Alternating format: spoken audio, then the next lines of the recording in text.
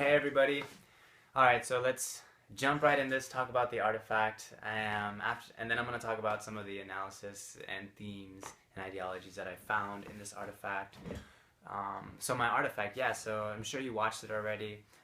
Do it now if you haven't, but this commercial, it's supposed to be funny, right? Like, I don't know if it made you laugh, but when I first watched it, I just, yeah, I couldn't believe it, right? And there's just so much going on. You see these people like on their cell phones, not even caring about what's going around them in their real life. You see them kind of like distracted, and eventually, like, you know, they start off affecting themselves, and then eventually like hurting other people, running into other people. You know, you see kind of how relationships are being affected here. But what I want to talk about now is basically how you see postmodernism in this commercial. You see fragmentation, and you see people kind of like broken up into different, you know, little worlds and little situations, little problems, and you see fragmentation in the form of the commercial, like the way it was cut, the way the scenes are produced, and the way it jumps from one life to another, to the next person, to this relationship, to this couple, to this father and daughter, son and father, and so, like, in that aspect, in the way that in the form of the commercial, it's fragmented in different bits and pieces, but then also in the activities of the people that are in the commercial, right? The characters and their relationships, you see them fragmented because they're on their phones, right? They care more about the screen time than the actual people.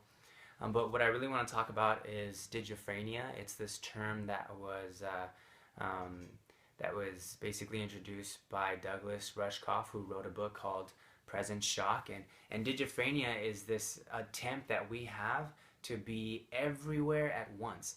Twitter, Instagram, Facebook, texting, email. Like, we want to do all these things in this present moment, and so we have this like scattered like mental condition, right? So digiphrenia sounds like schizophrenia, but digi is digital, and phrenia is like a disarray mental condition. But it's creating all this chaos and all this collision and all this distraction. And so what's the solution? Well, the commercial is telling you the solution is the phone, right? At the end, the narrative says it's time for a phone to save us from our phones. Man, that's pretty sad. And like, I hope people don't believe that, right?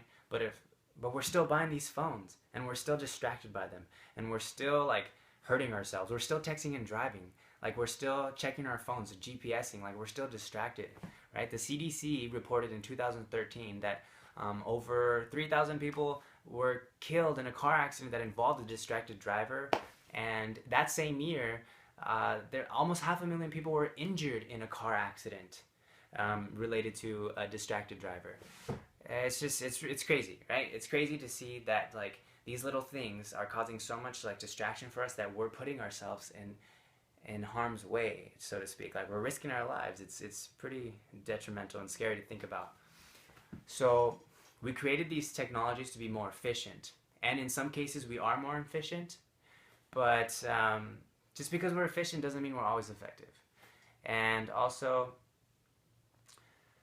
I think that it's important to recognize that, like, yes, technology and phones and all these things are great, but we need to have more faith in ourselves to be able to make the difference. People are the problem. It's not the phones, really. Phones aren't the problem, it's the people. It's our ability to choose, to decide, to sort of like designate a certain time of our days to like use our phones. Is it really important to use our phone now? Can we just turn it off instead? Like, do we absolutely need it?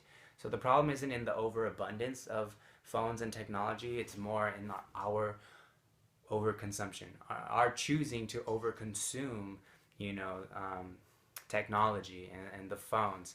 Communication is becoming more dense and intense as technology progresses, but I just want to suggest, like, instead of being robotically attached to these things that fit in the palm of our hand and are getting like more and more enticing, like, instead of being so robotically attached, let's kind of have better choices with how we use these things so that we can be efficient and effective. Thanks.